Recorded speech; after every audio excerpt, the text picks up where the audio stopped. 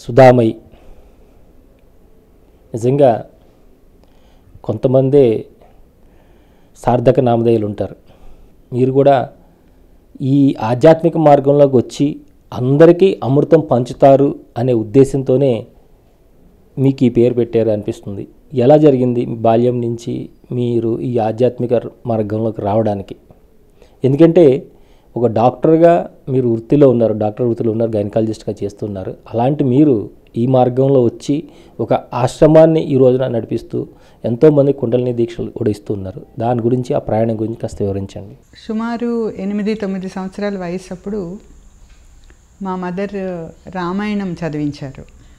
అది దానికి నిమిత్తం ఎలాగైందంటే, నాకు ఒక చికెన్ పాక్స్ వచ్చినప్పుడు ఒక 15 days కదలకూడదు, బయట తిరగకూడదు అన్నారు. సో చాలా హైపర్ యాక్టివ్గా ఉండేదాన్ని. ఆ మంచం మీద ఉండి నేనేం చేయను, నాకు తోయట్లేదు అన్నప్పుడు అమ్మ నాతోటి ఆ బుక్ చదివించారు. సో ఒకసారి అయిపోయింది 2-3 daysలో. తెలుగు చాలా ధారాళంగా వచ్చు నాకు చిన్నప్పటి నుంచి. సో అమ్మ 3 సార్లు చదివించారు, అయిపోయింది. మళ్ళీ భారతం ఇచ్చారు, అది కూడా 3 సార్లు అయిపోయింది. అది అయిపోయేసరికి నాకు తగ్గిపోయింది, లేచి తిరిగాను. అక్కడి నుంచి ఏది పుస్తకం దొరికితే అది ఫిలాసఫీయా, సాంస్క్రిటా, ఏది దొరికినా సరే చదవటం అనేది ఒక అభ్యాసం అయిపోయింది.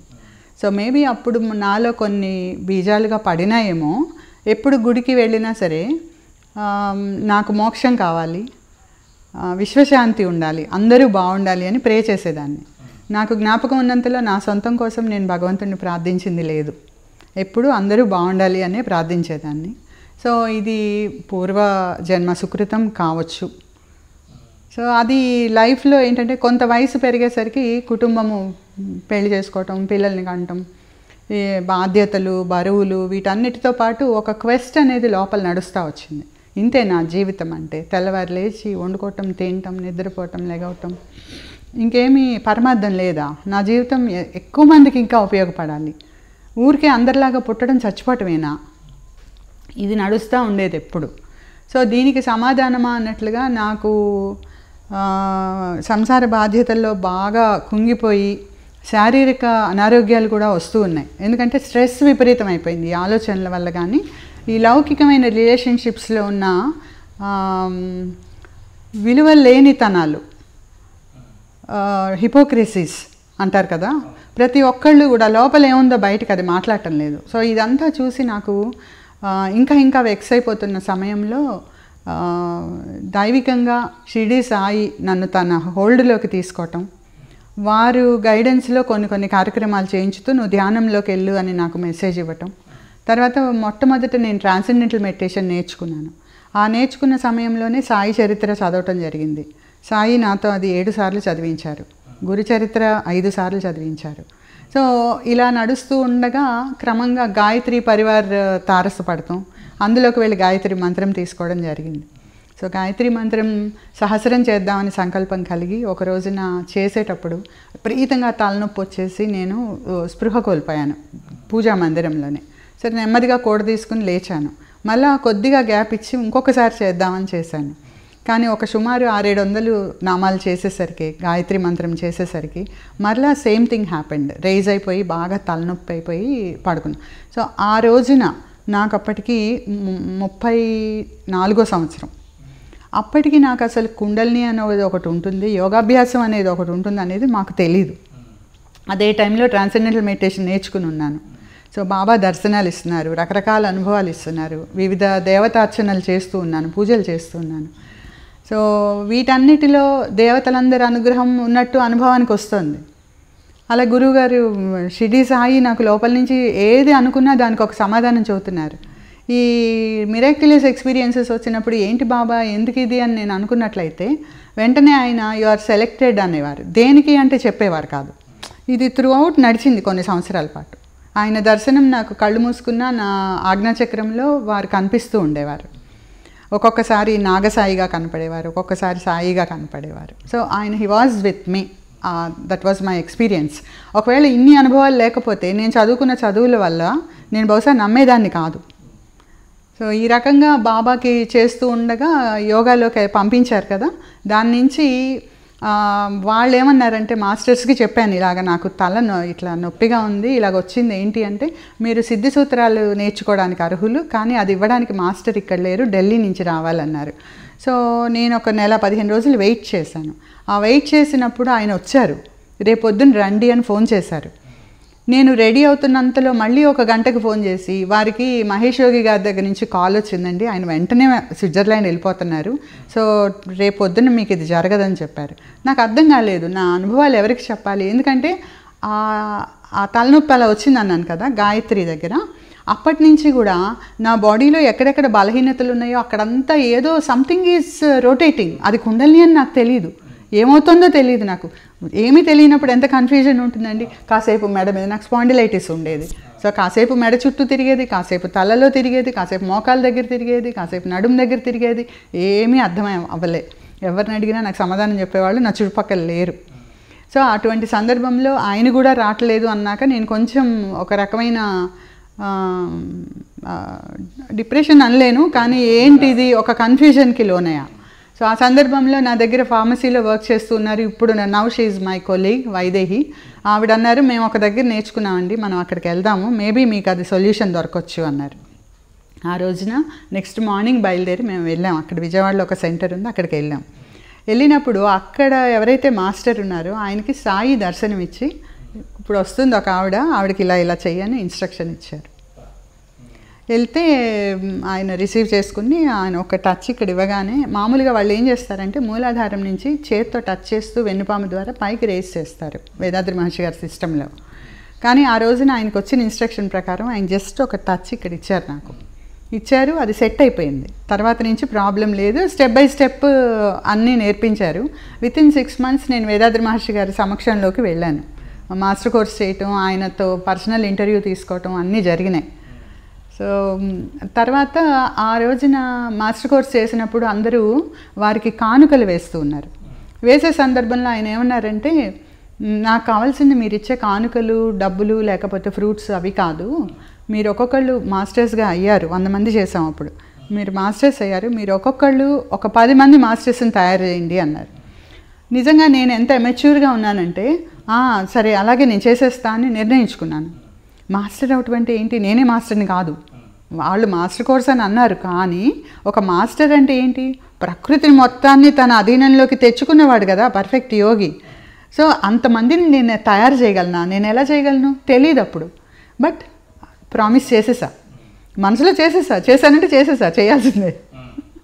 సో అక్కడి నుంచి వెనక్కి వచ్చిన తర్వాత వితిన్ ఒక 10-15 days నుంచి నాకు లోపల నుంచి స్వామీజీ వాయిస్, నువ్వు నాకు ఇచ్చిన మాట ఏం చేసావు, నువ్వు నేర్పిస్తానన్నావు కదా వేరే వాళ్ళకి, వాట్ ఆర్ యూ డూయింగ్ అని చెప్పి అడుగుతున్నట్లు అనిపించేది లోపల, హాంటింగ్ అనమాట వాయిస్. సో ఒక 1 month అయ్యేసరికి ఏం చేస్తానంటే, నా నర్సింగ్ హోమ్లో ఒక రూమ్లో వీ స్టార్టెడ్ టీచింగ్ పీపుల్. ముందు ఎక్సర్సైజులు నేర్పిస్తూ ఉన్నాము, ఆ తర్వాత గ్రాడ్యువల్గా సబ్ సెంటర్ పెట్టుకోమన్నారు వాళ్ళు, సబ్ సెంటర్ పెట్టాను. అక్కడి నుంచి సో January ending 26 మేము మాస్టర్ కోర్స్ చేసింది January 1st, 2nd, 3rd. So January 26 నుంచి సెంటర్ స్థాపించి సబ్ సెంటర్ అక్కడి నుంచి వర్క్ చేస్తూ ఉన్నాం. సో ఈ క్రమంలో ఏమైందంటే మాకు టీచింగ్స్, ఇప్పుడు ఎక్సర్సైజెస్ చెప్పగలుగుతాము, దీక్షలు ఇవ్వగలుగుతాము, ఎందుకంటే స్వామీజీ పవర్ ఇచ్చారు కాబట్టి. కానీ టీచింగ్స్కి వచ్చేసరికి నేను ఆ ల్యాబ్స్ ఉండింది, ఎందుకంటే స్వామీజీ ఫిలాసఫీ పూర్తిగా నాకు పట్టుబడలేదు. సాధన చేస్తే కానీ పట్టుపడని సబ్జెక్ట్ ఫిలాసఫీ ఎప్పుడు కూడా. సో దీంతో మేము వేరే వాళ్ళ మీద డిపెండ్ అవ్వాల్సి వచ్చేది. సెంటర్ పిలిచేవాళ్ళం, వచ్చేవారు, మధ్యలో కొంత గ్యాప్ వచ్చినప్పుడు మా గురువు గారు నాగేశ్వర మహర్షి గారు టీచింగ్కి వచ్చేసారు. ఆయన మాతోటే మాస్టర్ కోర్స్ చేశారు, కానీ ఆయన టీచింగ్కి వచ్చేసారు, అప్పటికి ప్రొఫెసర్ అయిపోయారు. సో వారిని మేము క్లాసెస్కి పిలవటం, ఆయన చెప్పింది విన్న తర్వాత ఇంత ఉందా అనిపించింది. అప్పుడు దాకా జస్ట్ ప్రక్రియలతో మేము ఫ్యాసినేట్ అయ్యి, రిజల్ట్స్తో ఫ్యాసినేట్ అయ్యి చేస్తూ ఉన్నాను. But real philosophy each and everything I learned from my guru Shri Nageshwara Maharshi. So దాని తర్వాత ఇంత ఈ డివైన్ వాయిస్ అందరికీ చేరేయాలి కదా అనిపించింది. సో వారు కూడా ఏమనేవారంటే, వృత్తి ప్రవృత్తి ఒకటైతే బాగుంటుంది. అప్పటి వరకు ఆయన క్లాత్ ఫీల్డ్, ఐరన్ ఫీల్డ్ వాటిలో చేస్తున్నారు. ఈ మాట ఆయన నోటి నుంచి విన్నప్పుడు నేను ఒకటే అనుకున్నా, ఇతర సిస్టమ్స్ అందరూ గ్రూప్ కోర్సెస్ పెడుతున్నారు కదా, అలాగే మనం కూడా పెడతాం, ఇందులో ఇంత వర్త్ ఉంది, డెఫినెట్గా people will start learning, at least they will become aware ఇది ఉందని. అందుకని మీ స్టార్టెడ్ బయటికి వెళ్ళిపోయి గ్రూప్ కోర్సెస్ స్టార్ట్ చేసామండి. సో నా జర్నీ అంతా కూడా అటు ఒక సైడ్ నా ఫ్యామిలీ లైఫ్, దాంట్లో ఆటుపోట్లు, అప్స్ అండ్ డౌన్స్ ఇవన్నీ ఉన్నాయి నాకు.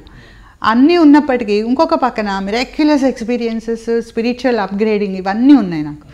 So with the help of gurus guidance చాలా తేలిగ్గా, ఎందుకంటే నాకు వాళ్ళు నిర్దేశించిన ముక్తి మార్గమే ప్రాపగేషన్ ఆఫ్ స్పిరిచువలిజం.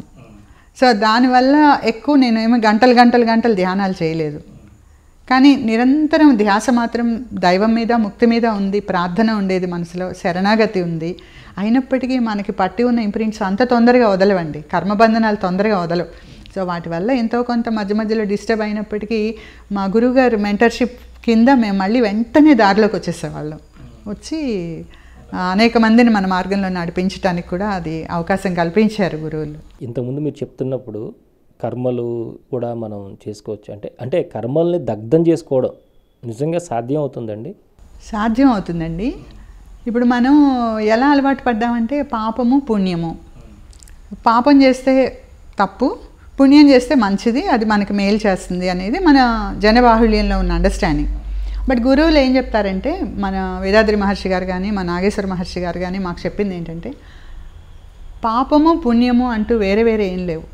ఏ కర్మ బంధనం మీ లోపల పడినా సరే అది పాపమే, ఎక్సెప్ట్ దైవాన్ని చూస్తాను అనే ఒక్క ప్రక్రియ తప్పిస్తే అదొక్కటే మీకు స్వధర్మం, వేరేవన్నీ పరధర్మాలే.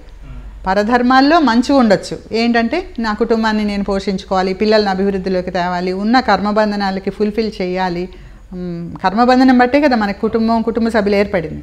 సో అక్కడి వరకు చేయటానికి అది మంచి పరధర్మం. కానీ స్వధర్మం మాత్రం ఒకటే, దైవంతో అనుసంధానం చేసి దైవంలో లయం చెందటం. ప్రతి మానవుడికి కూడా జన్మ తీసుకున్న ఉద్దేశ్యం భగవంతుడిలో తిరిగి లయ చెందటం. సో ఫైనల్ గోల్ ఇదే ఏ మనిషికైనా.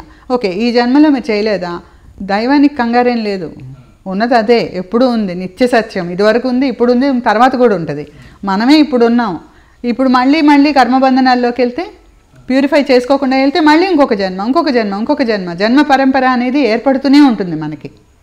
కాబట్టి ఆ విషయం తెలుసుకున్న తర్వాత దానికి తగిన సాధనలు. సో మనలో కనుక నేనెవరు అని తెలుసుకోవాలని కానీ, దైవం ఏంటి అని తెలుసుకోవాలని కానీ ఆ తపన కలిగినప్పుడు దైవం స్వయంగా తానే సద్గురువు అయి వచ్చి మనందరికీ బోధ చేస్తాడు, గురువుగా వచ్చి. సో ఆ బోధ మనం తీసుకుని దాని ప్రకారం మనం కనుక సాధన క్రమం తప్పకుండా రెగ్యులర్గా చేసుకుంటూ వెళ్తే ఈ జన్మలోనే ముక్తి సాధ్యమని గురువులు చెప్తున్నారు. సో ముక్తి అంటే ఏం కాదు, ఇప్పుడు మనం కర్మబంధనాలు ఉన్నాయి, కర్మబంధనాలు ఎప్పుడైతే లేవో అదే ముక్తి కదా.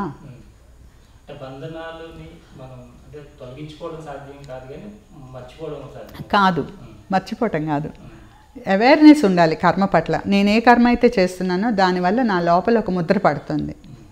ఇవాళ నేను మీతో మాట్లాడుతూ ఉన్నాను, భలే మాట్లాడుతున్నాను, అందరూ నన్ను చూస్తున్నారు అనుకుంటే కర్మబంధనం. మళ్ళీ అలాంటి సిచ్యువేషన్ నేను ఫేస్ చేయాలి. అలా కాకుండా ఓకే, భగవంతుడు ఎందుకో ఈ ఆపర్చునిటీ ఇచ్చాడు, నా కర్మబంధనం ప్రకారం ఇప్పుడు వీరు వచ్చారు అడుగుతున్నారు, ఓకే నేను చెప్తాను, దీనికి బంధనం లేదు నాకు. దాని మీద నేను ఎప్పుడైతే ఎమోషనల్ అవుతానో కర్మబంధనం పడినట్లు అటాచ్మెంట్ అవుతుంది. అది లేకుండా మనం పని చేయగలగాలి. ఇప్పుడు శ్రీకృష్ణ భగవానుడు గీత నిండా చెప్పింది కూడా అదే కదండి. నువ్వు ఉద్వేగం లేకుండా ఏ పని చేసినా నీ సహస్రారంలో శక్తిని పెట్టుకుని, ధ్యాసను పెట్టుకుని అంటే నా మీద అన్నాడు ఆయన, మనం కుండలిని మీద అంటున్నాం. సో ధ్యాస అక్కడ భగవంతుడి మీద పెట్టుకుని కనుక నువ్వు ఏ పని చేసినా సరే ఒకప్పుడు సిద్ధించవచ్చు, ఒకప్పుడు సిద్ధించకపోవచ్చు. కానీ దానివల్ల మనకేమీ తేడా పడదు.